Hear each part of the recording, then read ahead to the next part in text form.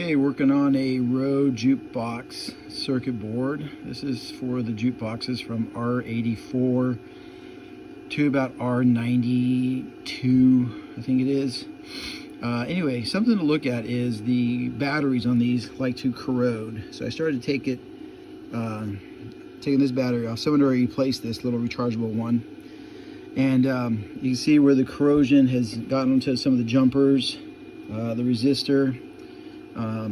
I'll look at the transistor to make sure there's no corrosion creeping up those legs. But that's something you have to look on these Rowe boards, because those rechargeable batteries just will start to corrode after a while, and then you'll get board havoc happening. So anyway, I'm going to replace those jumpers, that resistor, and put it back together, and we'll be testing it out.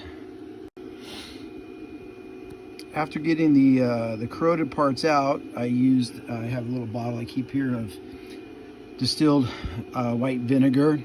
You clean all the corroded areas, and then with the vinegar, and then go back through with some water, and then dry really well. I used compressed air, and then a little paper towel to make sure I got everything nice and dry.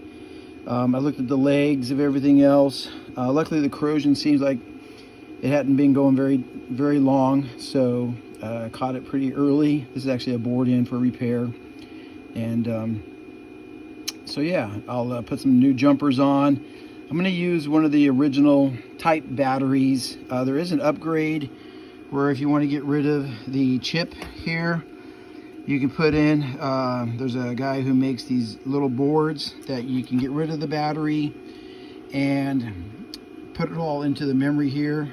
And because these chips are like impossible to find, but the new upgrade gets rid of the need for the battery, and I think it does some other stuff too. I have a sheet around somewhere because I did one of the upgrades on someone else's board before. I'll try to find it so I can show it to you. Okay, I found the sheet. It's for the R-84 through the 88s. Little board. It's called the R-84 chip. And it's by this company right here. And yeah, I'm probably going to buy another one for one of my jukeboxes. It doesn't have corrosion or anything on it, but I have a R-86 as a test bench for these boards that come in for the R-84 through the R-88s. And I found it to be a very nice upgrade. And you can see the things that it does. Works with the wall boxes, pricing board configuration, display jukebox errors, which the original board doesn't. So anyway, it's I think it was like 50 bucks. I can't remember quite right, but you can find them online right there at that, and give them some business for putting all the engineering into this chip. Okay, the board cleaned, and then I put some 0 ohm jumpers. And the 470 ohm resistor, I didn't have any smaller ones. I have some older, I mean that's only a half watt, but that's an older resistor, still new old stock, so kind of big. I need to place an order for a few 470 ohms. The new battery, and then I always put a little sticker on there that shows the date that it was installed. I said these batteries, they're known, I mean they work for years, but then they'll start to corrode from the recharging process. It's like on the Bally pinball machines, William pinball machines. When you have the AA's in there, you don't change them often enough, you start getting the corrosion dripping down. So best to put a date on there, and then check it maybe every 5 years, I would say. 4 or 5 years, and replace it. They're not real expensive. I can't remember what those cost, 20 bucks a pop or something like that. They said there is an upgrade, which I showed you the sheet and where you can get those from. So it just comes down to where you want to spend your money at, and this person didn't want to spend the money, and since the chip wasn't bad, and we'll go from there. Figured while I'm here, I might as well change these capacitors, because yeah, these things are 30, 40, probably 40 years old. Yeah, so real quick point, mark a mark so you know which way the capacitor came out, so you can see the positive and the negative. So I marked it going towards the switches over here, and because I don't see plus or a plus sign on this board, so that can be very confusing. So just a pointer there. Okay, the boards changed the capacitors. There was only 3 on there, but I mean, just look at today's technology, the size difference in capacitors. Great advancements. So yeah, clean the corrosion, new jumpers, new 470 ohm resistor, new battery with a date on it that was installed, new capacitors, all the header pins.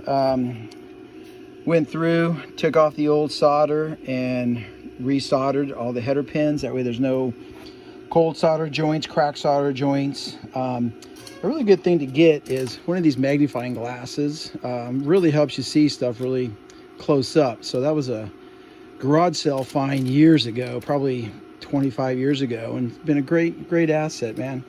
Can't stress getting one of those enough too for your bench. So I'm going to put this one back in the jukebox and we'll give it a test. I'll catch up with you there. Here's the board reinstalled, and now this mechanism here, this jukebox, it's an R-86 that I picked up from a electronic recycle place. They had it posted for $100. The mechanism has that typical, the sprag gear is chipped away a little bit. I have a couple replacements on order, so I have a spare. So it doesn't always hit the right spot, but let's see what happens when we pick a song here.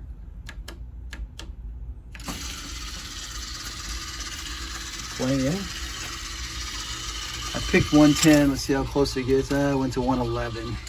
So, yeah. So, anyway, board's working decent. I said I just need to get a new sprag gear for this one so that it lines up perfectly. And so, anyway, just a few tips on board repairs there for you at home. So I hope you enjoyed it and enjoy the music. Last little part, I thought I'd just give you a quick look at the R-86. This one, I can't remember. I think it's called the Claremont or something like. No, it's not a Claremont. But there's 2 versions. There's a blue one too, a disco one, and I'm trying to remember what this one's actually called. It's not coming to mind. Anyway, just wanted to show what it looks like. The Rowe boxes, I mean, they're not real valuable boxes, but they sound great. They're good for people who are just getting into the jukeboxes. Easy to use, 100 records, it gives you 200 selections, and I enjoy them. I enjoy them all. I mean, I have older Seabergs, Wurlitzers, Rockolas also, some AMIs from the 50s, and but these ones from the late 70s, early 80s are really fun boxes to have and play. So, all right, guys, talk to you later.